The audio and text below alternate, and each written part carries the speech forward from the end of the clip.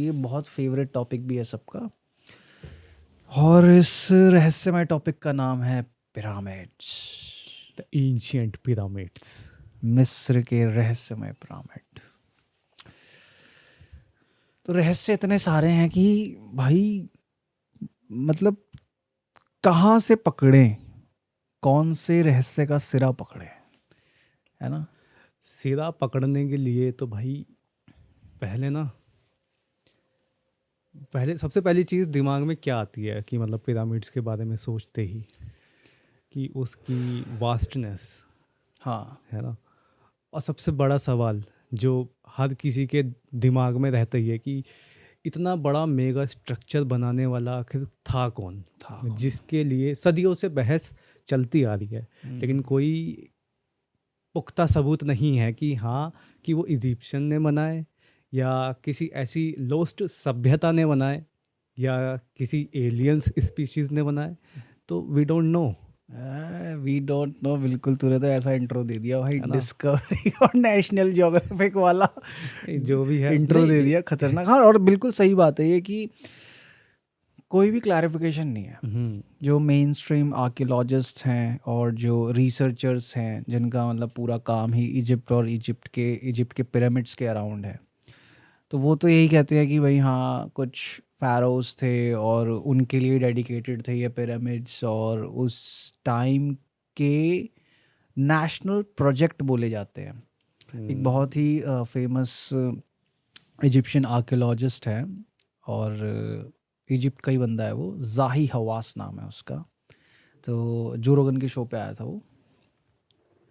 वो बंदा जो है, मतलब ये मान कि अगर इजिप्ट के अंदर जो कुछ भी मतलब पिरामिड से रिलेटेड कोई भी रिसर्च हो रही है, आर्कियोलॉजिकल सर्वे हो रहा है, वो बंदा मतलब सबसे टॉप पे है। He is the head of all those thing. ठीक है।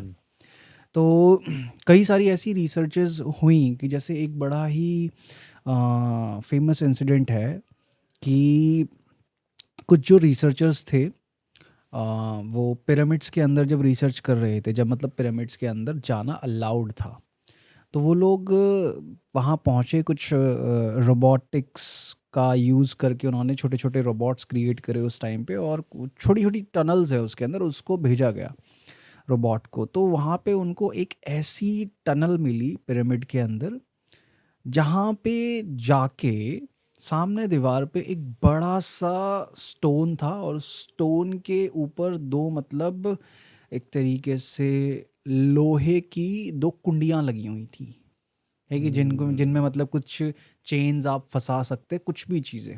ठीक है। इस टाइप की दो हुक्स कह लो आप। ठीक है। ठीक है। इस टाइप की चीज़ें लगी हुई थी उन स्टोन्स के अंदर। तो अब सबसे पहले ये इंटरेस्टिंग बात निकल कर आई कि मतलब यार, इसके पीछे क्या हो सकता है।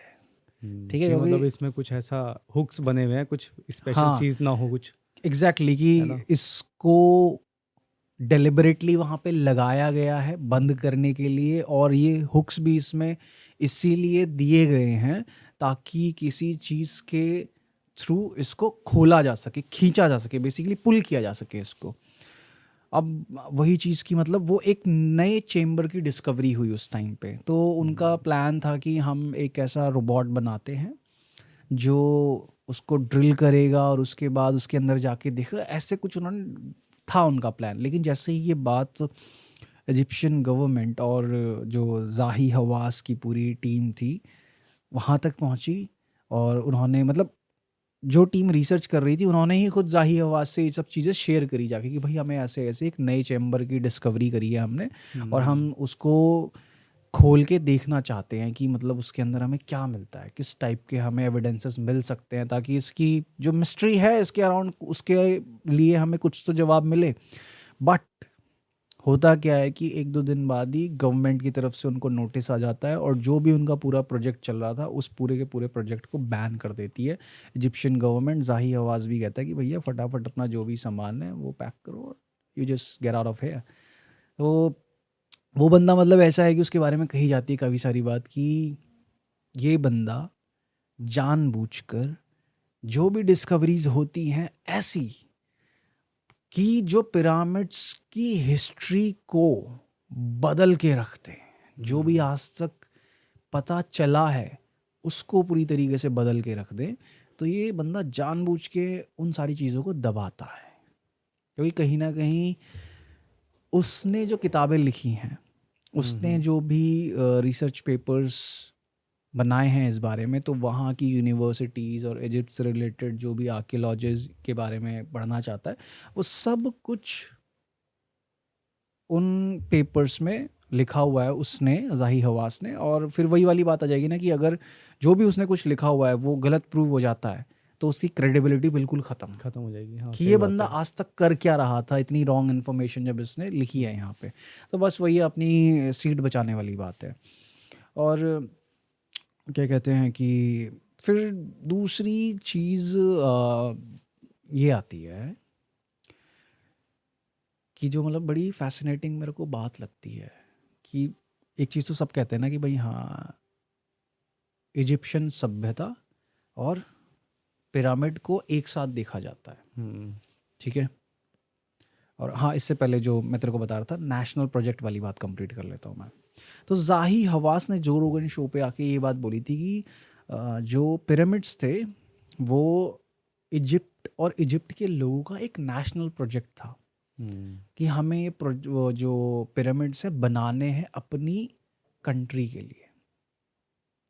तो उन्होंने इसलिए दिन रात मेहनत करी, बिना खाए बिना पिए, इस तरीके से। तो मतलब ये बात, मतलब जो रोगन भी कहता है कि मतलब मेरे दिमाग की अंडरस्टैंडिंग से परे है ये बात कि मतलब अगर वो नेशनल प्रोजेक्ट भी था तो जिस टाइम पीरियड में वो कंप्लीट हुआ है, कि अगर हम डेली काम कर रहे हैं इस तरीके से, तो कैसे पॉसिबल है जिसमें कि तुम ये कह रहे हो कि जो कॉन्स्पिरेसी थ्योरीज या थ्योरीज दी जाती हैं किसी high tech type of technology का यूज़ होना पिरामिड्स को बनाने के लिए, कि भाई कि कुछ ऐसी टेक्नोलॉजी यूज़ हुई है कि इतने बड़े बड़े स्टोन्स उठा के पिरामिड्स के ऊपर रखे आपने, जो बड़े बड़े लाइम स्टोन्स हैं, ठीक है।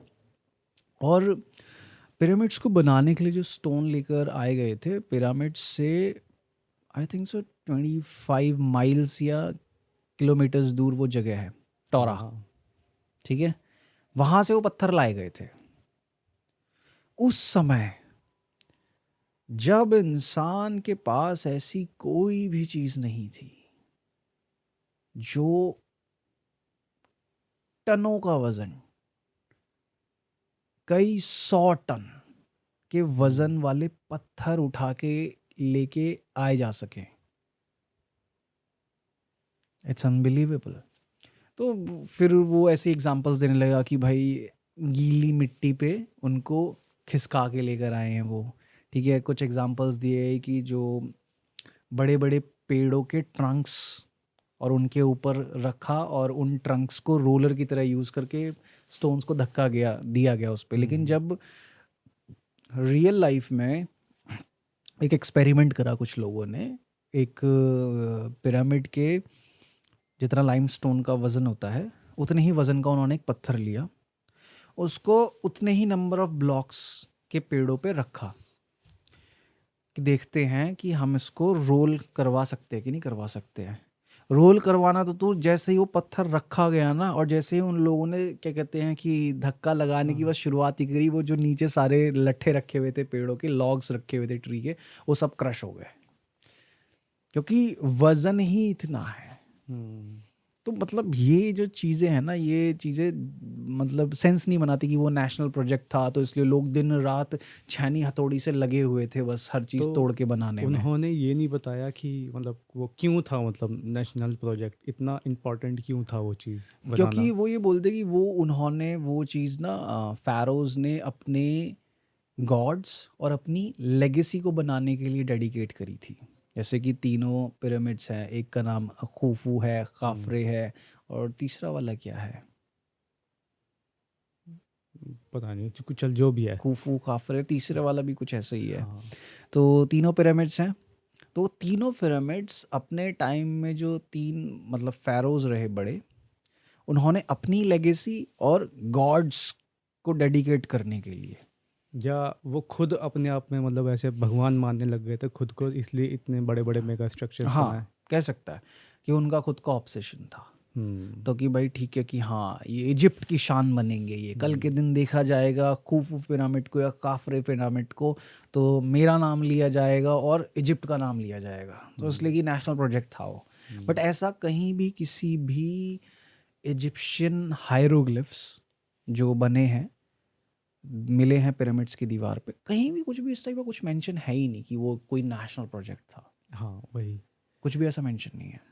तो ये सेंस नहीं बनाता कि भाई उन लोगों ने इतनी मेहनत करी तो करी क्यों। और फिर दूसरा कि अगर ये वाली थ्योरी है कि किसी फ़ैरो ने उसे अपने लिए बनवाया, कि मतलब कहते हैं ना कि अपनी चुल शांत करने के लिए कि मैं राजा हूँ तो मेरे लिए कुछ ऐसा बनना चाहिए, तो ना तो वो पिरामिड कोई रहने वाली चीज़ थी कि राजमहल था कि उसके अंदर रहा जाए, ना ही ऐसा था कि फ़ैरो ने, किसी भी फ़ैरो ने वो इसलिए बनवाया होगा कि जब मैं मर जाऊंगा या जब मेरी मृत्यु हो जाएगी तब मेरी मम्मी को इस पिरामिड में रखा जाना चाहिए। क्योंकि आज तक किसी भी एक सिंगल पिरामिड के अंदर एक सिंगल मम्मी नहीं मिली है। तो उसमें तो कहते हैं ना कि जो कब्र चोर थे उन्होंने चुरा लिए पिरामिड्स के अंदर। हाँ, कहते हैं ना ऐसा। नहीं नहीं नहीं नहीं नहीं, पहले वो थ्योरी बड़ी प्रचलित रही होगी, बट अभी के हिसाब से वो मतलब जितने भी नए उसमें हमें चीज़ें मिली हैं उसमें वो जो थ्योरीज हैं वो इतनी ज़्यादा, मतलब जो ये कब्र चोरों वाली थ्योरी है वो इसलिए ख़त्म हो जाती है पिरामिड्स के अंदर, क्योंकि पहले तो ये था कि भाई कि तूतनखामुन की मम्मी जब ढूंढ रहे थे क्या कहते हैं, और जो फ़ैरोज़ थे, खूफू जो थे, उनकी मम्मीज़ ढूंढ रहे थे, तो सबसे पहले पिरामिड को ही छाना, किसी की मम्मी मिली नहीं। लेकिन जब इजिप्ट की रेत को खंगाला गया, ठीक है, तो जब वो रेत हटा हटा के, क्योंकि इजिप्ट के अंदर क्या था, सब कुछ रेत के अंदर दबा हुआ था।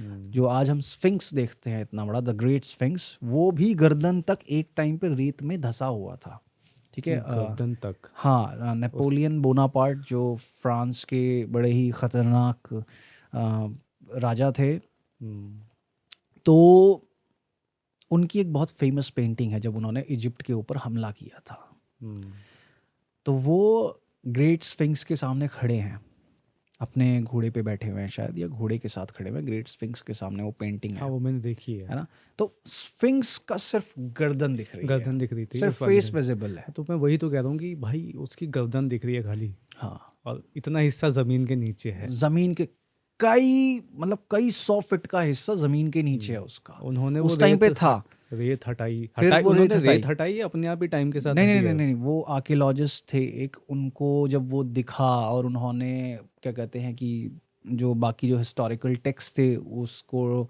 रिसर्च करी, तब उनको पता चला कि नहीं ये पूरी फुल बॉडी का स्फिंक्स हुआ करता था। जब वहाँ पे हायरोग्लिफ्स में भी उन्होंने वो चीज़ें देखी, तब उन्होंने उसकी रेत को हटाना शुरू करा। लगभग 9 से 10 साल का समय लगा था सिर्फ रेत हटाने के लिए। लगा होगा क्योंकि भाई बहुत बड़ा एरिया उन्होंने कवर किया बहुत ना। बड़ा, तो 10 साल ने उसे खोद के निकाला। तो ऐसे ही कई सारे जो इजिप्ट के फ़ैरोज़ राजा रहे थे अपने समय के, उनके जितने भी मकबरे थे, टूम्स जिनको बोलते हैं, वो सब के सब रेत के नीचे दबे हुए थे, क्योंकि उनके मकबरे इतने बड़े नहीं हुआ करते थे, कई 100 फीट के हैं तो मकबरे की चोटी चोटी दिख रही है बाहर, तो हमने खोद के निकाल लिया, नहीं। तो ऐसे ही रिसर्चेस के थ्रू, और किसी को कुछ हिस्टोरिकल टेक्स्ट मिलते थे, पहले तो ऐसे ही होता था कि हिस्टोरिकल टेक्स्ट मिला, अच्छा ठीक है इस फला फला राजा का मकबरा यहाँ हो सकता है, तो हम यहाँ जाके ढूंढते हैं। तो जब लोगों ने कहते हैं ना कि लिटरली जब मिस्र की धरती की खाक छानी, तब उनको जो राजाओं के मकबरे थे, फ़ैरोज़ के मकबरे थे, वो मिले, जिन फ़ैरोज़ को वो ये समझ रहे थे इनकी मम्मीज़ पिरामिडों के अंदर मिलेंगी हमें। तो जब उनकी मम्मीज़ मकबरों में मिलनी शुरू हुई, उनके अपने पर्सनल टूम्स के अंदर मिलनी शुरू हुई, तब ये मिथ्स प्रॉपरली क्लियर हो गया कि पिरामिड्स जो थे इजिप्शियंस ने, वो अपने राजाओं की और रानियों की मम्मीज़ को रखने के लिए बनवाए थे, जबकि उसमें मम्मीज थी नहीं। आज तक इजिप्ट में मौजूद एक सबसे छोटे पिरामिड के अंदर एक भी मम्मी नहीं मिली है, एक भी मम्मी नहीं मिली है। जितनी भी मम्मीज़ मिली हैं उन सबके अलग टूम्स बने, अलग मकबरे बने हैं, जहाँ पे उस राजा की पूरी हायरोग्लिफ्स के थ्रू पूरी की पूरी दीवारों पे जीवनी बताई गई है, जो भी कुछ रहा है वो सब कुछ बताया गया है। ऐसे ही एक ग्रीक आर्कोलॉजिस्ट थे, हम्म, है ना, जो 5th सेंचुरी में इजिप्ट आए थे। हम्म, ठीक है, तो उन्होंने जब वो मकबरा देखने आए थे, वो ये हम्म, पिरामिड्स, है ना, तो वो वहाँ पे रिसर्च कर रहे थे, तो उन्हें एक नदी के नीचे, जो वहाँ पे नदी बहती है, नदी का नाम मुझे नहीं मालूम, नाइल, नील नदी। हाँ नील नाइल जो भी है, हम्म, तो वो बताते कि वहाँ पर नाइल नदी के नीचे, लेकिन ये कंफर्म नहीं है कि वो नाइल ही है या कोई और ही नदी बह रही है हम्म, ना, वो बाकी तो आप लोग देख लेना सर्च करके। हम्म। तो उस नदी के नीचे पिरामिड से बड़ा स्ट्रक्चर ज़मीन में दफन है आज के टाइम में भी, आज के टाइम में भी? जो एक्सप्लोर नहीं किया गया है। तो मतलब वो नदी बह रही है कि नदी सूख चुकी है? नहीं, नदी नहीं सूखी, वो इसी वजह से तो आज तक दफन है। वहाँ पे मतलब वाटर लेवल काफ़ी है, वहाँ पे तगड़ा। नदी है, हाँ, नदी के नीचे। नीचे हाँ पिरामिड से भी बड़ा एक पिरामिडिकल स्ट्रक्चर है हाँ, जो जिसे दफन है। जिसे लेबिरिंथ ऑफ इजिप्ट कहते हैं। Labyrinth of Egypt. हाँ, उस पिरामिड का नाम ऐसे रखा गया उन्होंने। ओके। तो उस बंदे का नाम है हेरोडोटस।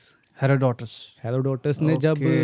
है ना, हेरोडोटस ने जब वहाँ की स्कैनिंग वगैरह जो भी करी, मतलब वहाँ पे जांच पड़ताल करी, तो उसने उसने बस यही पाया, वो अंदर गया। हम्म, ऐसे जब मैंने पढ़ा ना, रिसर्च करी, तो उसमें बता रखा था कि उस बंदे ने जाके रिसर्च करी है प्रॉपर, तो वहाँ पे वो बताता है कि एक गैलरी है 20 मीटर लंबी। तो उस गैलरी में काफ़ी सारे मतलब चैम्बर बने हुए हैं, ठीक है ना, है। और वहाँ पर जो है काफ़ी सारे, जैसे तूने बताया कि चैम्बर्स में डोम्स वगैरह होते हैं ना, हम्म, तो वहाँ पे बहुत बड़े बड़े ग्रेनाइट के डोम्स हैं। हम्म, तो और उनकी मतलब कि लंबाई चौड़ाई है 2.3 मीटर्स काइंड ऑफ की, एक वो बताता है कि एक बुल के साइज़ का, मतलब कि लगभग लगभग 4 से 5 फुट लंबा। हाँ, कि एक पूरा बुल हम्म। उसमें आ जाए, ओके। इतने लंबे लंबे डोम थे मतलब वहाँ पे। 5 फुट, हाँ, 6 फुट, और 7 फुट। बहुत सारे उसमें, और उन ओके। पे ऐसा बताते हैं कि मतलब उस बंदे ने किताब लिखी है इसके ऊपर हम्म, पूरी, और उस किताब में ही ये सब जिक्र है जो उसने देखा वहाँ पे, हम्म, कि बड़े बड़े डोम्स बने हुए हैं, है ना, और उनको इतनी प्रिसीजन के साथ काटा हुआ है कि मतलब लगता नहीं कि कि हाथ से हाथ से कटिंग हुई करे है हैं, इनकी, कि एग्जैक्टली। है ना, बिल्कुल एकदम सटीक जिसे कहते हैं, मैं समझ गया, एग्जैक्टली। है ना। तो और वहाँ पे वो ये भी बताता है कि हैरत की बात ये है कि क्या नाम है, जैसे ऑफिशियली जो साइंटिस्ट जो है आर्कोलॉजिस्ट, वो ये कहते हैं कि वो बुल्स के लिए है, जो उनके पूजनीय बुल्स होते थे वहाँ पे, तो मरने के बाद उनको रखा करते थे उनको उसमें? रखा करते। लेकिन वहाँ पे आज कोई भी मतलब बुल की कोई मम्मी नहीं मिली, ना एक हड्डी तक भी नहीं हड्डी मिली। भी नहीं मिली, मम्मीज भी नहीं मिली, लेकिन ये हाँ, थे किस लिए ये कुछ किस नहीं लिए पता। थे, और वो नदी के नीचे, इसलिए एक्सप्लोर नहीं किए जा सकते। ओके, नदी के नीचे हैं वो। हम्म, क्या तो ऐसा, क्या पता भाई, ऐसा भी हो सकता है कि वो चीज़ उन इजिप्शियंस के लिए मतलब इतनी या तो सैक्रेड हो या फिर इतनी ज़्यादा इम्पॉर्टेंट हो हम्म, कि जब उन्होंने उसको दफनाया हो, क्योंकि अगर वहाँ पे नदी पहले से होती तो वो दफन नहीं कर पाते वो उसको वहाँ दफन नहीं पे। कर पाते। ठीक है, वहाँ पे नदी ना हो, नदी ना हो, और उन्होंने अपनी वो जो भी उनके लिए जो भी वो इतनी इम्पोर्टेंट चीज़ थी या इतनी हम्म, पवित्र चीज़ थी उसको वहाँ पे दफनाया, और उसके बाद नदी के रास्ते को इस तरीके से काटा कि उसके ऊपर से नदी बह बह के के। जाए और कोई भी इस चीज़ तक आसानी से ना पहुंच पाए। हम्म, एक तरीके से मतलब ये वो चीज़ हो गई कि एक सेफ्टी मैकेनिज्म।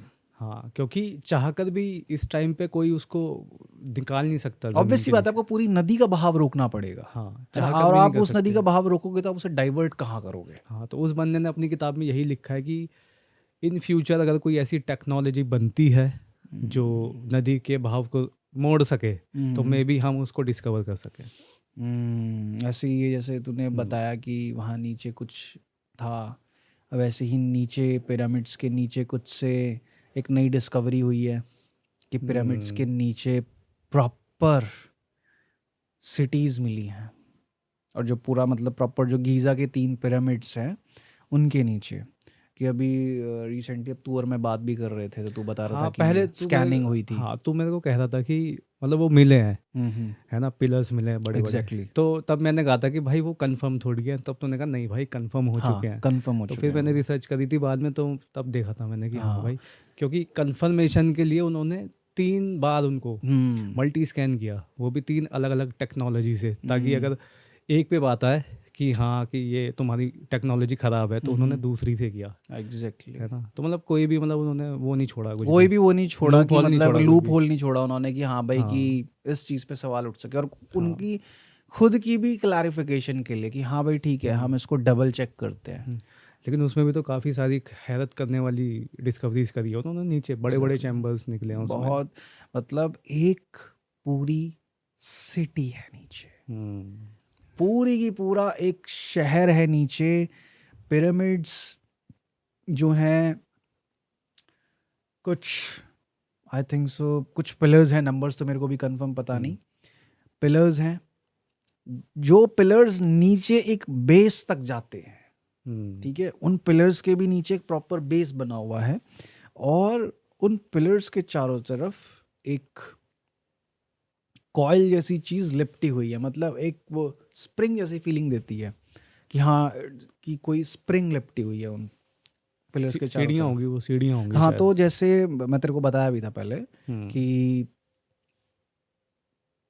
कुछ रिसर्चेस में ये बात सामने आई है कि जिन्हें हम कॉइल्स समझ रहे हैं ऊपर से लेके नीचे तक, जो घूमती हुई लपेटती हुई आ रही हैं सांप की तरह पिलर्स को, वो कॉइल्स नहीं है, वो स्टेयर्स हो सकती हैं, वो सीढ़ियां हो सकती हैं, पिरामिड से नीचे उतरने के लिए उस सिटी के अंदर जाने का रास्ता। जब इतना मैं यही सोच रहा था जब तूने बताया ना मुझे कि ऐसे स्टेयर्स हो सकती है, मैं यही सोच रहा हूँ कि जब उन्होंने इतने बड़े बड़े मेगा स्ट्रक्चर्स क्रिएट किए हैं, तो उनको स्टेयर्स की क्या ज़रूरत है, कि लिफ्ट ही लगा लेते, हम्म, है ना। क्या पता भाई हो भी।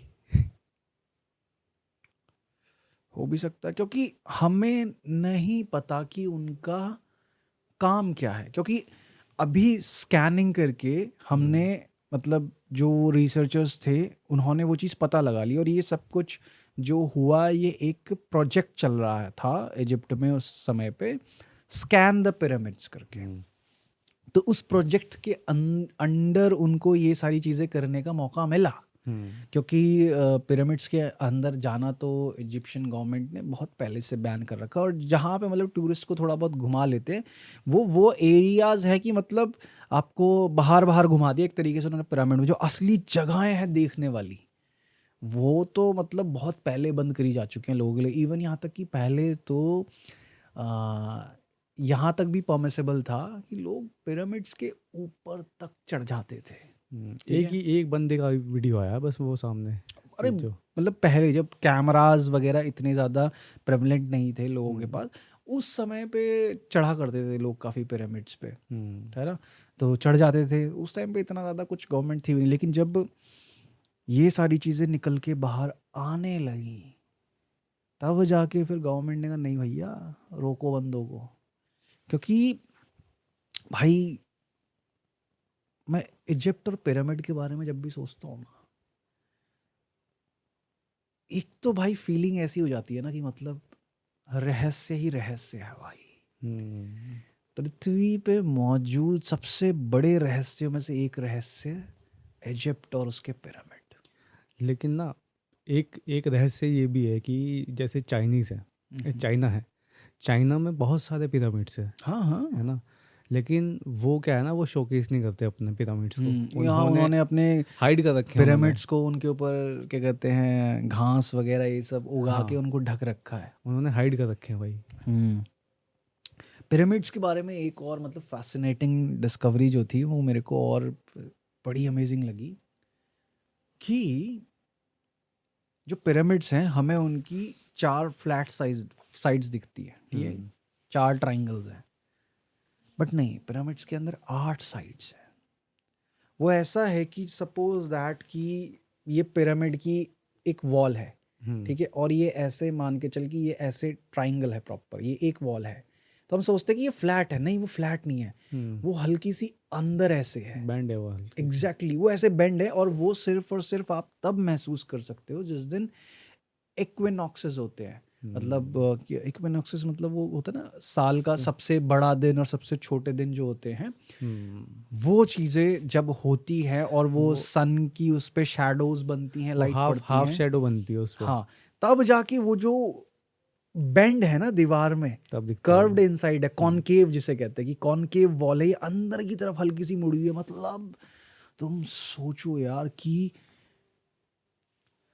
इतनी ऊंची दीवार, कई 100 फुट में, ठीक है, जिसे आपको टनों टन वजनी लाइमस्टोन पत्थरों से बनाना है, उसमें भी आप ये नहीं कर रहे हो कि भाई इसको सीधा सीधा बनाते हैं, कहीं गड़बड़ नहीं होगी, आराम से बन जाएगा, उसमें भी कहते हो नहीं भाई, हल्का अपने सा पास टेक्नोलॉजी है, अपने पास साइंस है, इसको अंदर मोड़ेंगे भाई। मतलब इनसेन, और वो भी मतलब इतनी ज्यादा कैलकुलेशन के साथ आप बनाते हो वो भी चारों कि साइड बराबर, चारों साइड बराबर, और मतलब क्या चारों क्या क्या आठ शब्द यूज करूं मैं उसके लिए। आठों साइड मैं वही तो कह बराबर। रहा हूँ ना, मैं 4 साइड तो वो जो हम देख पा रहे हैं नॉर्मल आंखों से, नॉर्मल सोच समझ के साथ 4 साइड, लेकिन जो 8 साइड देख पा रहा है उसमें जो कैलकुलेशंस करी हैं, ठीक है, और वो कैलकुलेशंस भी ऐसी कि आपने उन कैलकुलेशंस को, उस मेजरमेंट को मैच करा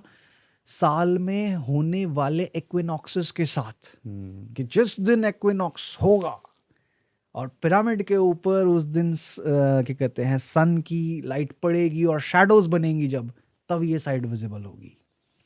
और कमाल की बात पता है क्या है, सबसे फैसिनेटिंग पार्ट इस चीज का, कि पिरामिड्स की वो जो एक्स्ट्रा 4 साइड्स हैं जो अंदर मुड़ी हुई हैं, वो आप सिर्फ आसमान से देख सकते हो, जमीन से नहीं दिखेगी। वो जमीन से नहीं दिखेगी। और उस पिरामिड में 8 साइड हैं, उसकी डिस्कवरी भी पता है कैसे हुई थी?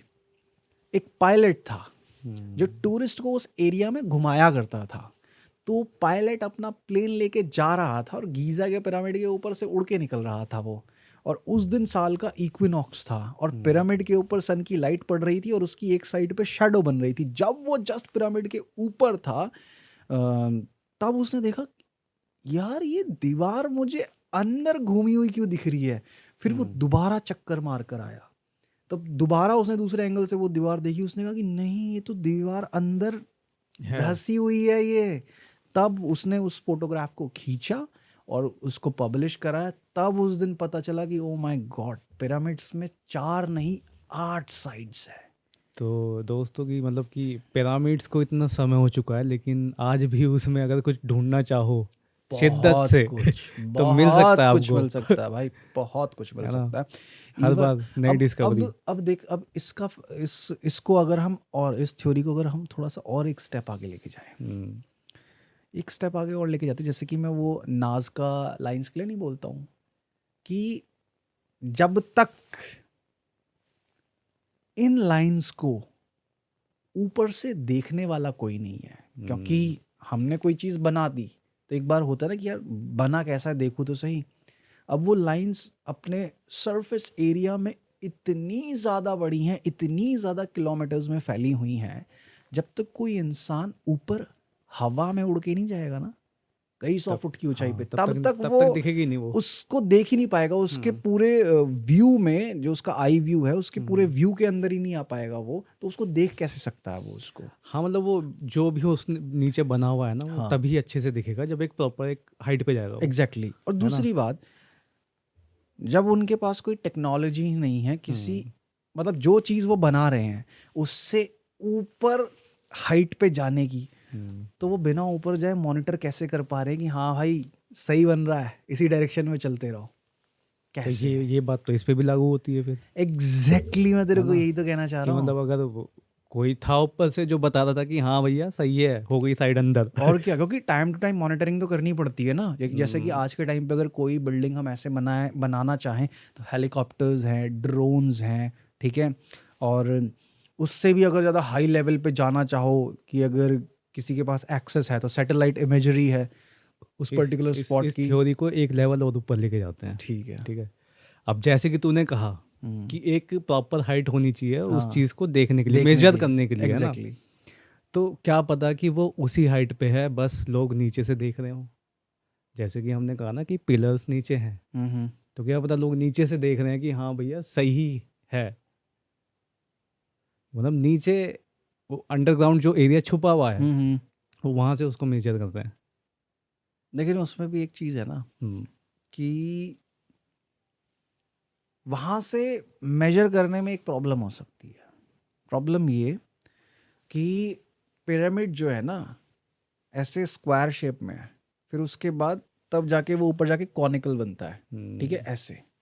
ठीक है, लेकिन अब जो बंदा नीचे से देखेगा, ठीक है, तो वो सिर्फ एक लिमिटेड पॉइंट तक देख सकता है, क्योंकि उसके बाद पिरामिड के जो डिस्टेंस है, जो उसका टॉप है, वो एक वैनिशिंग पॉइंट में जाके मर्ज हो जाएगा, वो नहीं देख पाएगा। या तो कुछ मेरे दिमाग में और भी एक वाइल्ड चीज़ आ रही ऐसी है। टेक्नोलॉजी हो कि उनके हम्म, पास कुछ ऐसी मतलब सोफिस्टिकेटेड हाईली एडवांस्ड हम्म। बाइनोक्यूलर्स हो कि वो नीचे से देख के कुछ नहीं कहाँ नहीं, चल रहा है। ऐसे नहीं कह रहा मैं। देख, मैं ऐसे कह रहा हूँ कि अब सपोज कर कि 4 पिलर्स लगे हैं, उस पे वो पिरामिड अपना है। ठीक है। अब सोच वो 4 पिलर्स ऐसे वाइड में फैले हुए हैं, नीचे भी एक काइंड ऑफ एक पिरामिड बना दे कि बंदा वहाँ से देख रहा है कि जो ऐसे कनेक्ट हो पा रही है, वो जो साइड कह रहा है ना तू, कि वो साइड ऐसे देख पा रहा, वो स्लोप में, वो स्लोप में कहीं और खड़ा हुआ है, नीचे भी बहुत दूर, मतलब डिस्टेंस पे, वो दूर से देख के बता रहा है। यार फिर तो ऐसे तो ग्राउंड पे भी हो सकता है। फिर तो ग्राउंड पे कैसे? ग्राउंड पे ऐसे ना कि भाई ग्राउंड पे भी दूर चला गया देख रहा है वो। ग्राउंड से नहीं होने का ना वो। मैं कह रहा हूँ कि एक पिरामिड ऊपर है, हम्म नीचे जैसे हम इसमें दिखाते हैं 3D इमेजेस देखते हैं, हम्म क्या करते हैं वो कि पिरामिड है, पिरामिड का हाफ स्ट्रक्चर ऊपर कर दिया, हम्म एक आधा काट दिया, उसको बीच से आधा काट दे, चलो, है ना। बीच से आधा काटने के बाद अब मतलब कि उसका जो हाफ जो मैं बता रहा हूँ वो ऊपर रखा हुआ है ज़मीन के ऊपर, हाफ ज़मीन के नीचे ठीक है। है ना। अब वहाँ से देख के वो साइड नापी उन्होंने। मतलब लेकिन पिरामिड अंदर तक तो नहीं है ना। क्या पता हो अंदर, और अंदर जाएंगे तो। अंदर तो पता चलेगा ना। पिरामिड पिलर्स हैं, पिलर्स के ऊपर एक बेस है, उस बेस के ऊपर पिरामिड बना हुआ है। ये चीज है। पिलर मतलब पिलर नीचे जाके खत्म हो जाते हैं। हाँ, पिलर भी एक बेस पे है नीचे, फिर हाँ। पिलर्स उठे हुए हैं उस बेस से, पिलर के चारों तरफ एक कॉइल टाइप की चीज लिपटी हुई है। हम्म, ठीक है, फिर उन पिलर्स के ऊपर एक बेस है, फिर उस बेस के ऊपर पिरामिड खड़ा हुआ है। हम्म, तो ऐसा भी नहीं है कि हाँ बंदा उन पिलर्स के नीचे खड़े होकर पिरामिड को अंदर से मॉनिटर कर सके कि हाँ, क्योंकि जब साइड्स मुड़ेंगी तो वो अंदर की तरफ मुड़ेंगी ना, तो जो वो लाइन बन रही है, स्लोपी लाइन जो है, तो वो बंदा अंदर से मॉनिटर कर सकता है। बट नीचे बेस है, तो जब ऊपर बेस आ गया, अब इसके ऊपर क्या बन रहा है मेरे को नहीं पता ना। तो इसलिए अभी अभी प्रोबेबिलिटी ज़्यादा यही है कि या तो उनके पास भाई देख, जैसे आज के टाइम पे लेजर्स होती है ना। अभी मैं तेरे को समझा नहीं पा रहा हूँ, बाद में ड्रॉ करके बताऊंगा। ठीक है। ठीक है। अभी या तो आज के टाइम पे ही हो सकता है कि जो आज के टाइम पे लेजर्स होती हैं, हम देखते हैं ना, सीधा नापते हैं, अलाइनमेंट चेक करने के लिए प्रॉपर लेज़र प्रोजेक्शन करते हैं किसी भी जगह पे। क्या पता भाई कोई ऐसी टेक्नोलॉजी रही हो उनके पास कि प्रॉपर लेज़र प्रोजेक्शन करके तब देख रहे हो कि हाँ भाई ठीक है, प्रॉपर मुड़ रही हैं साइड्स और सही चल रहा है, मतलब एक लाइन में एक चल लाइन रहे हैं में। हम। कहीं भी जरा भी एक ईंट भी इधर से उधर अलाइनमेंट मिस हुआ तो आपका पिरामिड ऐसे जाने की बजाय ऐसे ऐसे जाएगा जाएगा। फिर। बहुत तगड़ी मिस्ट्री है भाई पिरामिड और के बारे में। ऐसी चीज आप बनाओगे ही क्यों जिसे आप देख ही ना पाओ। हम्म, समझ रहा ना बात को, कि मैं ऐसा आर्किटेक्चर बनाऊंगा ही क्यों, या फिर उस आर्किटेक्चर में एक ऐसे छोटी सी न्यूआंस चीज डालूंगा ही क्यों जिसको मैं देख ही ना पाऊं, या जिसके लिए मैं बना रहा हूं वो देख ही ना पाए, या फिर जिसके लिए उन्होंने बनाया वो देख सकता था उसको। मतलब एलियंस की बात हो रही है यहाँ पे। या यूएफओ एलियंस की एलियंस, बात हो रही है यहाँ पे। बिल्कुल। हाँ, पिरामिड्स और उन एलियंस का तो बहुत क्या कहते हैं ना वो वाला, भाईचारा। अरे भाईचारा on top। एकदम रिश्ता नाता है बढ़िया वाला एकदम, वही भाईचारा ऑन टॉप है। भाईचारा ऑन टॉप है एकदम। हम्म, कि एलियंस की बात हो और पिरामिड्स की बात ना हो, पिरामिड्स की बात हो और एलियंस की बात ना हो। अब चल जैसे पत्थरों वाली बात है, इस पे ही बात करते हैं। बहुत सारे लोग ना ऐसे एग्जांपल्स देते हैं। मैंने एक वीडियो देखी थी, उसमें दिखा रहे थे कि लोग बोलते हैं कि भाई उस समय में पिरामिड्स बना लिए, कैसे बने, क्या टेक्नोलॉजी यूज़ करी पता नहीं, लेकिन आज के टाइम में हम ऐसी कोई चीज़ बना नहीं सकते।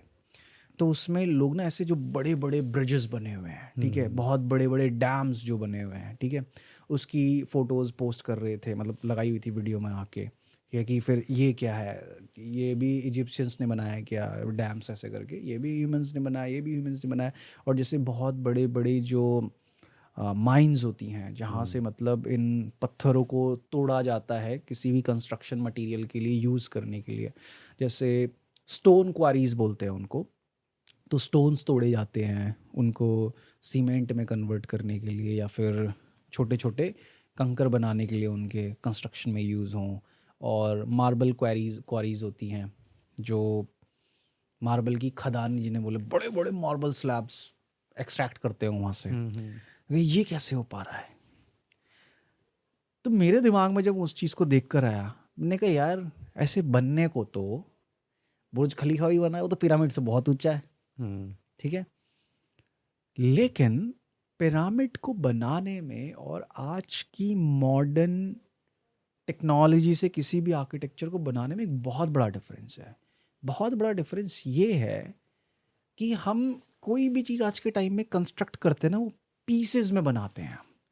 भले ही मैं एक 100 टन भारी दीवार बनाऊंगा, लेकिन उस 100 टन भारी दीवार को बनाने के लिए मैं छोटी छोटी 1-1 किलो की ईंटें लगाऊंगा, जिसको मैं एक हाथ से उठा सकता हूँ, चिपका सकता हूँ, रख सकता हूँ। मैं उस 1 टन की भारी दीवार बनाने के लिए मैं 10-10 टन के 10 पत्थर एक साथ उठा के नहीं लगाऊंगा मैं। कि मतलब कि इस दुनिया में कोई ऐसा जानवर नहीं है कि उस ब्लॉक को अकेला उठा सके। एग्जैक्टली, पॉइंट सारा यही है ना, कि कोई हम जानवर भले इंसान ही जो बहुत भी बड़े बड़े मेगा स्ट्रक्चर्स बना रहे हैं, बट वो मेगा स्ट्रक्चर्स जो है ना, वो पीसेस में बनता है। आपने छोटा छोटा छोटा पीसेस बना के बना लिया। पिरामिड ऐसे पीसेस में नहीं बना है। पिरामिड में ऊपर से लेके नीचे तक एक ही साइज के पत्थर लगे हुए हैं, जिनका वेट सीधा टन्स में है। वो 100 किलो 1000 किलो तो है ही नहीं, सीधा टन्स में। तो ऐसा तो नहीं है कि पिरामिड्स को भी डायनासोर्स की मदद से बनाया गया? नहीं, सब थ्योरीज पे बात होती है तो इस पे भी होनी चाहिए ना भाई। नहीं, मतलब वो पॉसिबल नहीं है, क्योंकि ऐसा मतलब कोई भी हायरोग्लिफ नहीं मिला जिसमें डायनासोर के बारे में बताया गया हो। पर ऐसा भी कोई हायरोग्लिफ नहीं मिला है कि जिसमें बताया गया हो कि उन्होंने पिरामिड बनाए कैसे थे। कमाल की बात है ना, कि इजिप्शियंस ने पिरामिड बनाए, लेकिन किसी भी हायरोग्लिफ में ये मेंशन नहीं है कि उन्होंने बनाए कैसे थे। तो अब यहाँ पे एक थ्योरी ये आती है, जो बहुत ही फेमस रिसर्चर हैं इस मामले में, ग्राहम हैनकॉक। उनका मानना ये है पिरामिड्स को लेके कि पिरामिड्स इजिप्शियंस ने बनाए नहीं थे, पिरामिड्स इजिप्शियंस को मिले थे। मिले थे इन द सेंस कि इजिप्शियंस से पहले उस जगह पे एक कोई बहुत ही एडवांस्ड एंशिएंट सिविलाइजेशन एग्जिस्ट करती थी। फिर वो सिविलाइजेशन वहाँ से कहो कि माइग्रेट कर गई, या फिर कोई ऐसी बहुत बड़ी नेचुरल कैलामिटी या कैटास्ट्रोफी आई जिस वजह से वो सिविलाइजेशन ख़त्म हो गई या उसको वहाँ से जाना पड़ा। फिर उसके बाद वहाँ पे इजिप्शियंस आए, जिन्होंने देखा ये मेगा स्ट्रक्चर्स, और तब उन्होंने जो भी यूटिलाइजेशन किया होगा उन पिरामिड्स का, देखकर समझकर वो यूटिलाइजेशन किया। उनकी थ्योरी, उनकी इस थ्योरी को देने के पीछे का रीज़न है, वो ये कहते हैं कि जब से इजिप्शियन सभ्यता रही है मिस्र में, इजिप्ट में, तब से जो गीज़ा प्लेट्यू है, जहाँ पे वो 3 बड़े पिरामिड ऑफ गीज़ा रखे हुए हैं, और जो द ग्रेट स्फिंक्स जहाँ पे है, वो पूरी जगह हमेशा एक रेगिस्तान रही है, सूखा रेगिस्तान बिल्कुल, जहाँ पे सिर्फ एक नदी नाइल या नील नदी बहती है। और ये मतलब फ़ारोज़ के समय से यही रहा है। लेकिन जब द ग्रेट स्फिंक्स की थोड़ी सी बारीकी से जांच पड़ताल की गई, तो क्या होता है ना, कोई भी जो पत्थर होता है, कोई भी चीज़ बनी होती है, पत्थर चट्टाने, तो उस पर समय के हिसाब से ना, क्या कहते हैं, पानी की, हवाओं की, मौसम की मार पड़ती है, तो उस पे ना निशान बनते हैं। ठीक है, एरोजन के निशान बनते हैं, घिसने के निशान बनते हैं। तो जैसे कोई चीज़ अगर हवा से घिसेगी, अब कमाल की बात है ना, बोलेगी यार हवा से कोई चीज़ कैसे घिस जाएगी। हवा से कोई भी चीज़ ऐसे घिसती है कि जब बहुत तेज़ हवा चलती है, तो हवा के साथ उड़ती है धूल और मिट्टी। जब वो धूल और मिट्टी कंटिन्यूअसली किसी भी एक चट्टान या पत्थर पर टकराएगी, तो वो वहाँ पे क्या कहते हैं, क्या कहते हैं उस चीज़ को, काटेगी। काटेगी उसको। ठीक है, स्लाइस करेगी उसको, मतलब घर्षण होगा वहाँ पे, फ्रिक्शन फ्रिक्शन होगा। होगा, वो ठीक है, फ्रिक्शन की हाँ वजह से उसमें कटाव होएगा। हाँ, फ्रिक्शन की वजह से वो चीज़ धीरे धीरे धीरे धीरे खिंचती रहेगी वहाँ ये से। वही वाली बात है ना कि लोग कह देंगे कि पानी से आप मेटल को कैसे काट दोगे, हाँ, अब लेकिन कटता है ना। है ना। तो अब ये होता है कि ठीक है भाई, हवा से भी चीज़ होती है, लेकिन एक लॉन्गर पीरियड ऑफ टाइम। वहीं अगर बारिश होगी, कंटिन्यूसली आप पत्थर के ऊपर पानी गिराते रहो गिराते रहो गिराते, तो उसमें भी छेद हो जाता है उस जगह पे। तो जब बारिश से किसी भी पत्थर का एरोजन होता है, वो एक बहुत अलग टाइप से होता है, मतलब पैटर्न्स होते हैं ना उस एरोजन के, वो बहुत अलग तरीके से बनते हैं। लेकिन जब बहते पानी से किसी चीज़ का एरोजन होता है, वो एक बहुत अलग तरीके से होता है। तो जो मेन स्ट्रीम आर्कियोलॉजिस्ट हैं, वो ये कहते हैं कि ग्रेट स्फिंक्स का जो भी एरोजन हुआ है, वो एरोजन हुआ है सिर्फ एयर से और सैंड से। पानी है? नहीं था वहाँ पे। हाँ, वो नहीं मानते उस चीज़ को। ठीक है, तो इसी चीज़ को ना, क्या कहते हैं, डिस्प्रूव करने के लिए और चैलेंज करने के लिए एक आर्कियोलॉजिस्ट क्या करता है, वो द ग्रेट स्फिंक्स की कुछ जो एरोजन है उसके बॉटम्स एरिया पे, ठीक है, उसकी फ़ोटोग्राफ्स खींचता है, और कुछ और फोटोग्राफ्स, क्या कहते हैं, जो वाटर एरोजन वाली हैं, वो एक फाइल में लगाता है। ठीक है, और जो ग्रेट स्फिंक्स का फोटोग्राफ में जो इरोजन वाला एरिया है, सिर्फ उसको छोड़ के उसकी पूरी बाकी फोटोग्राफ को ना मास्किंग टेप से मास्क कर देता है। ठीक है, और बाकी उसके साथ 2-4 फोटोज और लगाता है बढ़िया फाइल वाइल में ऐसे करके, और एक बहुत ही फेमस यूनिवर्सिटी के प्रोफेसर के पास जाता है वो आर्कियोलॉजिस्ट, और उसके सामने ना वो फाइल रखता है। वो कहता है कि यार मेरी ना कुछ ऐसी फाइंडिंग्स है कुछ, तो मैं बस क्रॉस कंफर्म करवाना चाहता हूँ आपसे कि आप मेरे को बता सकते हो कि आपको क्या लगता है इन चीज़ों को देखते हुए कि ये फला फला जगह इतने हज़ार साल पुरानी थी, तो आपको जो एरोजन के मार्क्स दिख रहे हैं इन सारे स्टोन ऑब्जेक्ट्स के ऊपर, तो आपको क्या लगता है, ये वाटर एरोजन हो सकता है या एयर एरोजन है, क्या लगता है आपको, या रेन के थ्रू हुआ है। तो बंदा सीधा कहता है कि साफ साफ पता चल रहा है ये तो इन मार्क्स के थ्रू, ये तो वाटर एरोजन है। तो वो जो स्फिंक्स की फोटो जो उसने मास्क करी हुई थी, उस पे प्रॉपर उंगली रख के पूछता है कि क्या इस फोटो को लेके आप कंफर्म हो, कि हाँ मैं कंफर्म, उस फोटो साफ साफ पता चल रहा है यार वाटर एरोजन। ठीक है, तो टेप वो हटा, क्या करता है, वो मास्किंग टेप हटाता है उस पे से, कहता है अब आप क्या कहना चाहोगे। तो कहता है कि I said what I said. ठीक है, और वो बंदा कहता है अपनी कि बात पे है ना। हाँ, वो ये कह रहा था कि भाई मैंने कह दिया जो कह दिया, अब मैं रिपीट नहीं करना, क्योंकि वो दोबारा उस चीज़ को इसलिए नहीं बोलना चाहता स्फिंक्स की फोटो देख के, क्योंकि वो बंदा खुद उन मेन स्ट्रीम आर्कियोलॉजिस्ट में से है जो ये मानता है कि स्फिंक्स पे कभी भी वाटर एरोजन हुआ ही नहीं, मतलब स्फिंक्स कभी भी उस एरा में एग्जिस्ट किया ही नहीं जब गीजा प्लेट्यू पे से पानी बहा करता था। पानी भी ऐसा पानी कि वो इरोजन किस साइड में, मतलब नीचे की तरफ है जो या ऊपर? बॉटम है ना, बेस जो है स्फिंक्स का, बेस वो में कह रहा पूरा वाटर इरोजन से, मतलब कटाव है उस पत्थर में हॉरिजॉन्टल। तो ओके। जब वाटर किसी भी चीज को काटता है तो वो हॉरिजॉन्टली काटता है, क्योंकि वाटर हॉरिजॉन्टली बहता है। हाँ, तो ऐसे ही जाएगा ना वो सीधा एग्जैक्टली अपनी तो डायरेक्शन में। तो इस थ्योरी से जो ग्राहम हैनकॉक हैं वो ये कहते हैं इस थ्योरी के बेसिस पे कि स्फिंक्स जो है और इवन पिरामिड्स जो है गीजा प्लेट्यू पे उस टाइम से एग्जिस्ट करते थे जब मिस्र में पानी बहा करता था। मतलब वाटर बॉडीज बहुत थी वहां पे, मतलब कि जो आज हम डेजर्ट देखते, क्या पता वहां पे उस समय पे कोई बहुत बड़ा ओशियन रहा होगा। तो ये जो एरोजन के मार्क्स हैं उस ओशियन, उस रिवर के हैं, जो इजिप्शियन सिविलाइजेशन जिसे हम जानते हैं, फैरोज एंड ऑल दैट, जिनको हम जानते हैं, इनको हमने पढ़ा है, उस सिविलाइजेशन ने बनाया होगा स्फिंक्स वगैरह को, जो जो उस टाइम पे एग्जिस्ट करती थी इजिप्शियन से पहले, जब मिस्र में समुद्र बहा करते थे, नदियाँ बहा करती थी।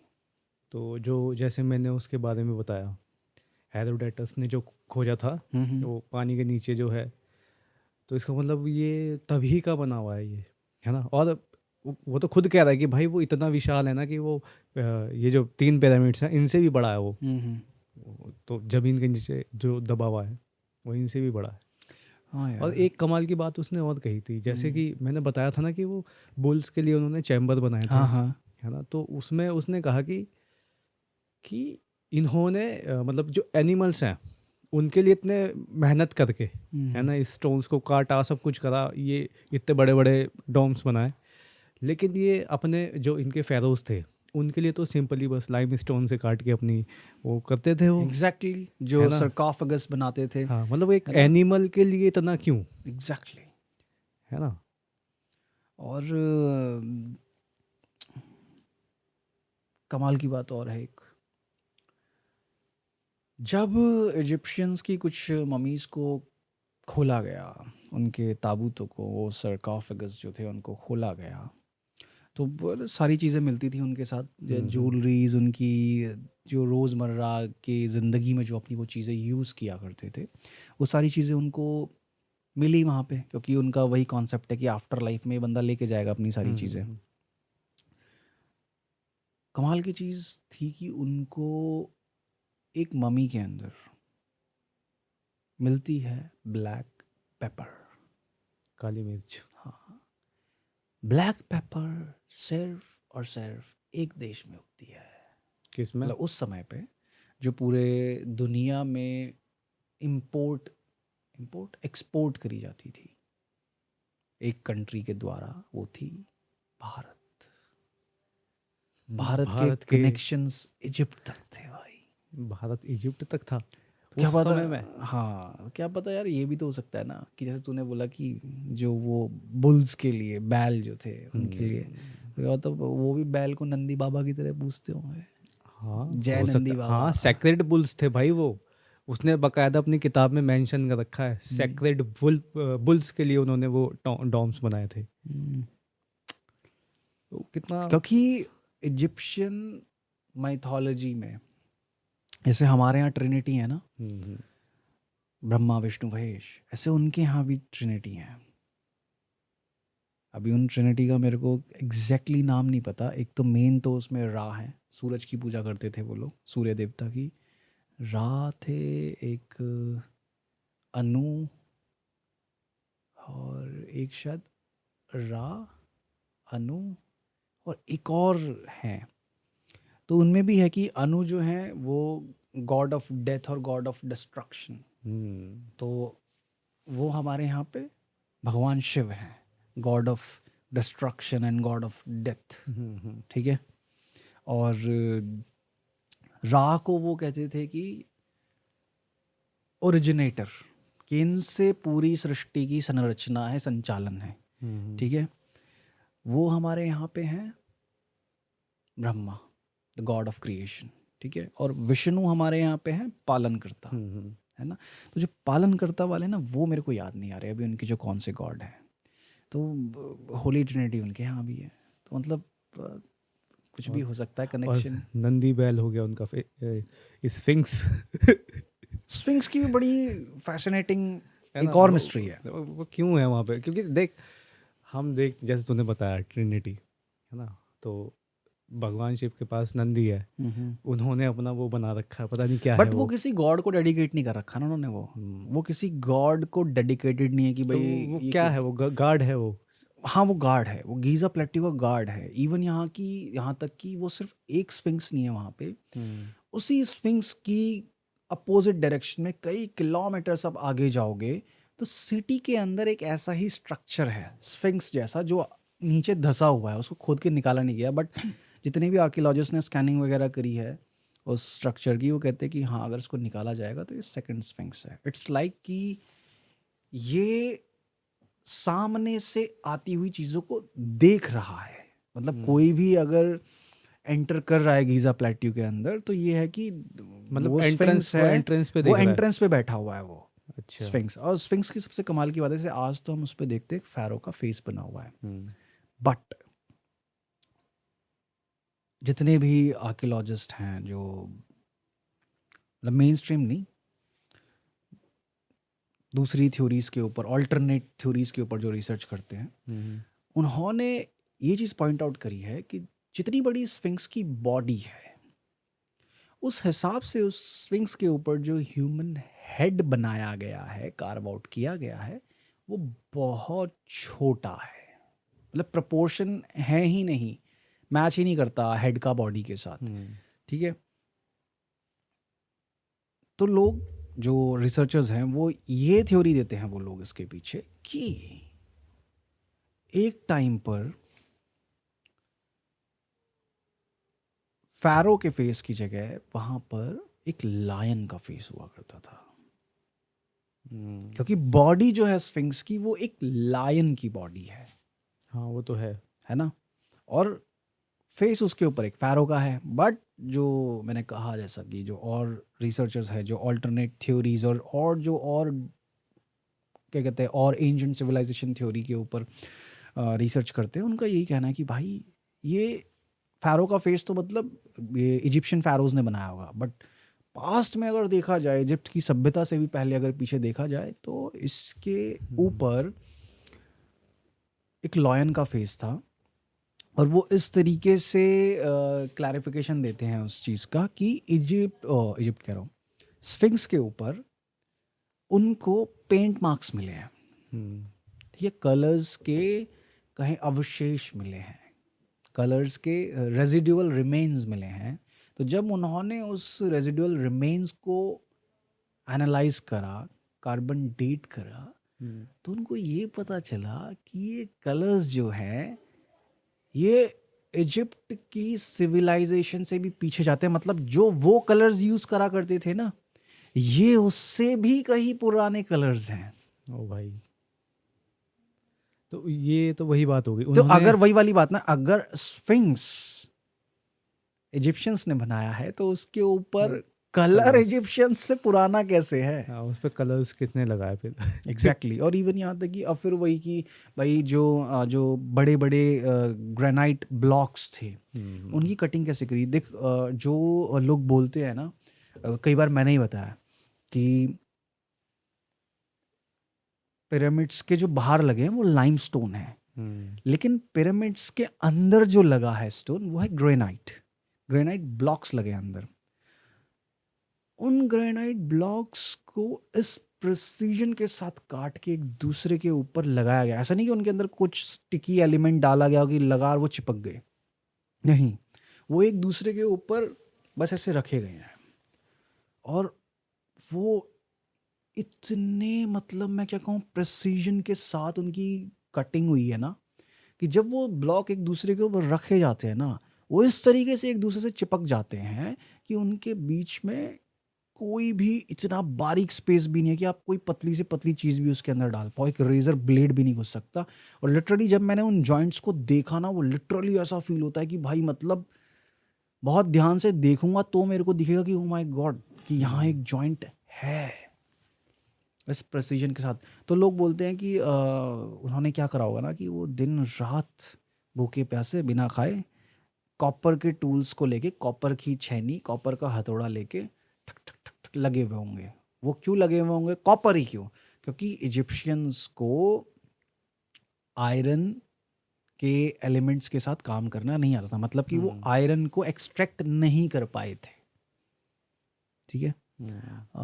जहाँ तक मैं गलत नहीं हूँ, अगर मैं गलत हूँ तो कोई भी व्यूवर कमेंट करके बता सकता है। आयरन जो था वो पूरी दुनिया को दिया जाता था इंडिया से, क्योंकि हम लोग आयरन ओर की माइनिंग करते थे यहाँ पर, और फिर आयरन को भेजा जाता था पूरी दुनिया के अंदर उसके टूल्स बनाने के लिए, सारी चीज़ें और करने के जब लिए। मैं रिसर्च कर रहा था, जब एंगकोर वाट वाले उसमें, तो उसमें मैंने यही देखा था कि मतलब जो जैसे आयरन की बात चल रही है, तो सबसे पहले आयरन का एक्सट्रैक्शन एंगकोर वाट में जब वो टेम्पल बन रहा था ना, वो उस टाइम पे हुआ था। और वो उसका यूज़ लड़ाई में तलवार वगैरह बनाते हैं ना, उसके लिए करते थे। वहाँ बहुत बड़ी बड़ी मतलब भट्टियाँ थी उसकी चारों तरफ, मतलब पूरा पूरा इंडस्ट्रियल लेवल पे हाँ वहाँ पूरा पे हाँ। मैन्युफैक्चरिंग तो होती और थी वहाँ से एक्सपोर्ट करते थे वो लोग तलवारें वगैरह। एग्जैक्टली। तो इसलिए उन्होंने बोला कॉपर टूल्स। तो जब रियल एग्जाम्पल में कुछ लोगों ने इसको यूज़ करके देखी, वो एक ग्रेनाइट ब्लॉक लाए बहुत बड़ा और उसको छेनी हथौड़े से तोड़ने लगे। 6 से 7 घंटे हो गए, लेकिन खाली वो मतलब 2 से 3 इंच का गड्ढा कर पाया उसके अंदर। और वो 2 से 3 इंच का गड्ढा करने के बाद उनकी जो छेनी थी ना, वो आगे से ऐसी खराब हो चुकी थी, मतलब शार्प और पॉइंटी होनी चाहिए छेनी को। ठीक है। वो आगे से मुड़ के बिल्कुल ऐसी खराब हो चुकी थी कि अब उसको यूज़ ही नहीं किया जा सकता था। तो इतना प्रिसीजन आया कैसे? आया कैसे और उन्होंने क्या टूल यूज़ करा? लोग बोलते हैं कि सॉ सैंडिंग, मतलब कि सॉ सैंडिंग का मतलब होता है कि एक लंबा आरी होती है जिसमें दोनों साइड हैंडल होते हैं। एक बंदे ने उधर से पकड़ा, एक बंदे से पेड़ नहीं काटते, एक बंदा उधर से खींचता, एक बंदा इधर से, सेम वही उसी टाइप की आरी। और आप क्या करते हैं कि आपको किसी भी पत्थर का जो हिस्सा काटना है उसके ऊपर आप उस जगह पे रेत डालते हैं, सीधी लाइन में से रेत डाली, अब उस रेत के ऊपर रख के आप आरी चलाएंगे। तो रेत फ्रिक्शन हो रहा है रेत हाँ, की तो वजह अब से। क्या होगा, आरी भी फ्रिक्शन कर रही है और रेत भी फ्रिक्शन कर रही है। तो जैसे वो वाला कॉन्सेप्ट होता है ना, लोहा लोहे को काटता है, तो उसी वाले कॉन्सेप्ट पे कि हाँ भाई जो सैंड है सिलिका सिलिका को काटेगी, क्योंकि पत्थर भी सैंड का ही एक मतलब थोड़ा सा कठोर रूप है। ठीक है, सॉलिडिफाइड फॉर्म है। तो वही काटो काटो, तो वो भाई 7-8 घंटे लगे रहे और सिर्फ कितना डीप जा पाया था जो 100 था, I think so around 2 to 3 inches. ओ भाई 7-8 घंटे घिसने के बाद 2 to 3 इंचेस। तो मैंने कहा, भाई अगर ऐसे स्पीड से अगर उन्होंने काम किया होगा तो ये पिरामिड आज भी बन ही रहे होते। सही बात है। और एक बड़ी ही मतलब वाइल्ड कॉन्सेप्ट, कितना टाइम हो गया हमको? होने वाला है 1 घंटा होने वाला है लगभग। तो ठीक है, एक लास्ट बहुत बढ़िया वाली कंस्पिरेसी थ्योरी बता के इसको एंड करते हैं। अब कमाल की बात यह है कि जैसे लोग बोलते हैं कि क्या कहते हैं, गीली रेत पे धक्का मार के सरका के लेकर आए होंगे। जो वुडन लॉग्स थे, पेड़ के लट्ठे, उनके ऊपर धक्का मार के लुढ़का के लेकर आए होंगे। ठीक है, चलो इतना बेनिफिट ऑफ डाउट दिया और मान लिया कि वो ऐसे लेकर आए थे। अब वो लेकर तो आ गए, 100 टन का एक पत्थर, 50 टन का एक पत्थर, क्या कहते हैं उसको, गीली रेत पे घिसट के और पेड़ के लट्ठों पे लुढ़का के लेकर आ गए वो उस जगह। अब ये बताओ 50 टन पत्थर ऊपर कैसे उठा? जमीन पे तो हॉरिजॉन्टली आप उसको ले आए, लेकिन वर्टिकली कैसे उठाया उन्होंने? वर्टिकली वो बताते हैं ना कि मतलब इतना बड़ा उन्होंने प्लेटफॉर्म बनाया, पिरामिड से भी बड़ा प्लेटफॉर्म। पिरामिड, अब कमाल की बात समझ मतलब रहा है? कमाल क्या कि पिरामिड से भी ऊंची हाइट का उन्होंने प्लेटफॉर्म बनाया। ठीक है, डबल मेहनत। फिर उस प्लेटफॉर्म पे भी उसको क्या कहते हैं, क्या कहते हैं जो ग्रेविटी के अगेंस्ट उस पत्थर को पुश किया उतना ऊपर। हाँ, तो उसके लिए भी तो वो है ना, उसके लिए भी तो वो करते हैं, वो क्या नाम है, क्रॉस कट होती है वाली बात की, मतलब अगर तुम ये चीज़ करोगे, ऐसा स्लोप बनाओगे इतना बड़ा, तो वो जो है ना वो शहर के बाहर तक जाएगा। एग्जैक्टली शहर के बाहर तक जाएगा। फिर हम्म। दूसरा, उतने बड़े स्लोप को बनाने के लिए आप मिट्टी कहाँ से लाओगे उतनी ज़्यादा भाई? हाँ। और जब आर्कियोलॉजिस्ट ने उस चीज़ को कंफर्म करने के एविडेंसेस ढूंढने शुरू करेगी, ठीक है भाई मान लो कि हम मान लेते हैं आपने बना दिया, ऐसे ही बना होगा जी, रैम्प बना दिया होगा उन्होंने, स्लोप बना दिया होगा उस पर ही। लेकिन जब पिरामिड बन गया था उसके बाद वो मिट्टी हटा के कहाँ गई वो नीचे उन्होंने दबा दिया ना फिर पिरामिड, यार? उसको मतलब बना के दबा दिया उसमें। स्फिंक्स उसी मिट्टी में दबा उसी में होगा। दबा हुआ था वो, हटाओ साला। साला तो ना तो उनको वो गड्ढा मिला, हम्म, मतलब गड्ढा क्या, लिटरली वो जगह खाई बन जाती जहां से उतनी मिट्टी निकाली निकाली जाती। जाती, हाँ ठीक बहुत है, बड़ा क्रेटर बन जाता भाई। ना उनको वो क्रेटर, ना उनको वो खाली जगह मिली जहां से वो मिट्टी निकाली गई होगी, जिसको वो कहते हैं कि उस मिट्टी से रैम बना हो, ना वो जगह मिली उनको कि जहां पे उस मिट्टी को फिर डंप किया गया।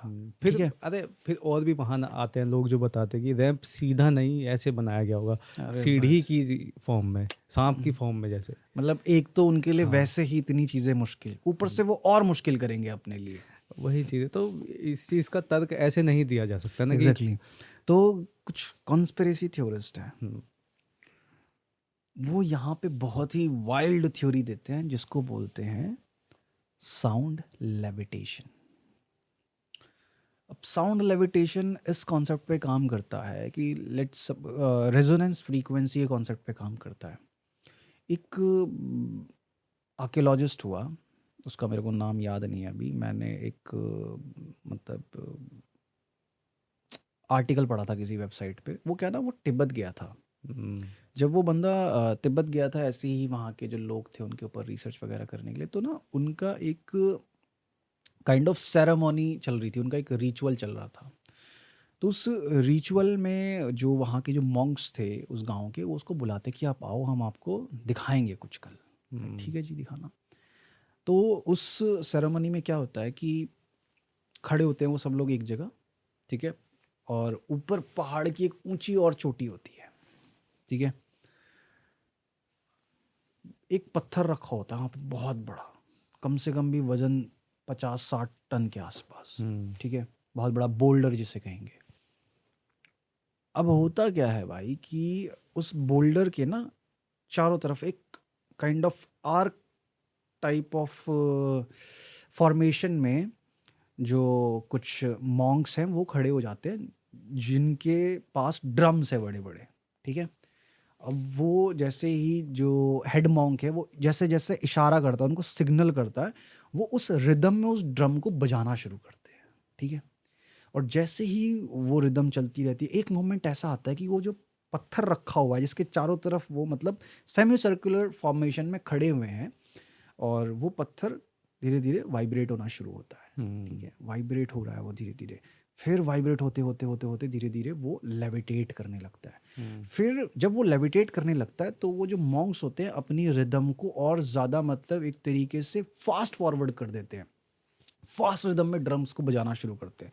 जब वो और फास्ट रिदम में उस ड्रम्स को बजाना शुरू करते हैं तो वो पत्थर जो होता है उसकी हाइट इंक्रीज होती जाती है, मतलब वो और ऊपर उठता जाता है और ऊपर लेविटेट होता जाता है, होता जाता है।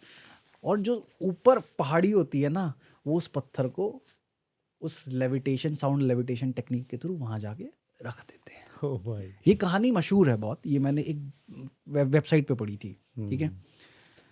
अब लोग इसी चीज़ के बारे में बताते हैं कि मे भी ऐसा हो सकता है कि इजिप्शियंस ने ऐसी ही किसी साउंड लेविटेशन टेक्निक का यूज़ किया हो, जो रेजोनेंस फ्रीक्वेंसी पे बेस्ड है, कि अगर आप साउंड की फ्रीक्वेंसी को किसी पर्टिकुलर ऑब्जेक्ट की फ्रीक्वेंसी के साथ मैच करा दे तो आप उसको लेविटेट करा सकते हो, मूव करा सकते हो बेसिकली। अब इसको इस कॉन्सेप्ट से समझ कि लेट्स से तेरे पास 2 बेस स्पीकर्स है, ठीक है, और तेरे पास एक बलून है, एक बेस स्पीकर तेरे इस हाथ में, एक बेस स्पीकर तेरे इस हाथ में, ठीक है। अब तू जब बेस से हिट करेगा, ठीक है, बूम, वाइब्रेशन, बलून ऊपर, फिर तू इधर से हिट करेगा, बूम, वाइब्रेशन, हिट करी बलून को, बलून ऊपर जाएगा। लेकिन तू उसी बेस वाइब्रेशन को लेट्स से सपोर्ट एक ब्रिक एक ईंट के ऊपर हिट करेगा, वो नहीं मूव करेगी। क्यों? अब यहाँ पे वेट टू फ्रीक्वेंसी रेशियो है। बलून के लिए उस बेस स्पीकर की वाइब्रेशन इतनी स्ट्रांग है कि वो उसको हिट करके ऊपर उड़ा सकती है, लेकिन ब्रिक के लिए नहीं है। वहीं अगर तू उस ईंट के सामने एक बड़ा बेस स्पीकर रखे और तब उसकी बेस की वाइब्रेशन उस ईंट पे मारे, वो ईंट गिर जाएगी। वो तो मैंने काफ़ी सारी ठीक वैसे है, वीडियोस में भी देखा है ना एग्जैक्टली। कि लोग क्या करते हैं ना, स्पीकर्स के ऊपर वो ईंट वगैरह या कुछ भी रख देते हैं, पानी रख देते हैं, वो बजाते एकदम से वाइब्रेशन से वो उड़ता है ऊपर, एग्जैक्टली उड़ता है है ना। और वहीं ऐसा समझ कि हम कुछ स्पीकर्स को इस तरीके से अरेंज कर दें, ठीक है, कि हमने एक ईंट को ऐसे फेंका, ठीक है, और जैसे ही वो ईंट गिरने वाली हो, वो ब्रिक गिरने वाली हो, तुरंत बेस उस पर हिट करे, वो ब्रिक और ऊपर, जैसे ही नीचे आए वो और ऊपर हिट करे बेस, बूम बूम, तो वो ब्रिक कभी नीचे नहीं आ पाएगी। क्यों? क्योंकि उस वाइब्रेशन की फ्रीक्वेंसी इतनी स्ट्रांग है कि उस ब्रिक का वेट उस फ्रीक्वेंसी के सामने कुछ भी नहीं है। एक तरीके से वो वाइब्रेशन उस ब्रिक को उड़ा रही है, वो साउंड की वाइब्रेशन उस ब्रिक को उड़ा रही है। देखो अगर बात आती है ऐसे पिरामिड जैसे मेगा स्ट्रक्चर की, तो ये चीज़ का हम आइडिया कर सकते हैं कि हाँ मे बी ऐसा हुआ हो। हाँ, क्योंकि देख हमें एग्जैक्टली नहीं पता कि क्या हुआ है। हाँ, तो वही चीज़ हम कह रहा हूँ। ये मतलब क्या कहते हैं, सोच सकते हैं अपने दिमाग में कई सारे सिनेरियोस कि क्या क्या हुआ हो सकता है। तभी तो हम किसी एक सिनेरियो, क्या पता हम इतना सोचते सोचते तभी एक सिनेरियो पे पहुंच जाएगी, हाँ ये हुआ था। क्योंकि अभी किसी को भी नहीं पता कि एग्जैक्टली क्या हुआ था। तो हम भी वही पता लगाने की कोशिश कर रहे हैं कि क्या हुआ था। एग्जैक्टली यार, फिर एंड करते हैं आज का पॉडकास्ट, ठीक है। मिलते हैं नेक्स्ट वीक फिर से ऐसे ही अमेजिंग और बिल्कुल ही रॉ फुल पॉडकास्ट के साथ। तो ये बोलने की जरूरत नहीं है, तो वो रहता वो है, सबको पता है, ठीक है। तो मिलते हैं फिर से नेक्स्ट वीक आपसे एक और अमेजिंग पॉडकास्ट के साथ। तब तक के लिए bye bye and subscribe and support us. और आपके पास अगर कोई सजेशंस है तो प्लीज़ डू कमेंट। मिलते हैं नेक्स्ट वीक।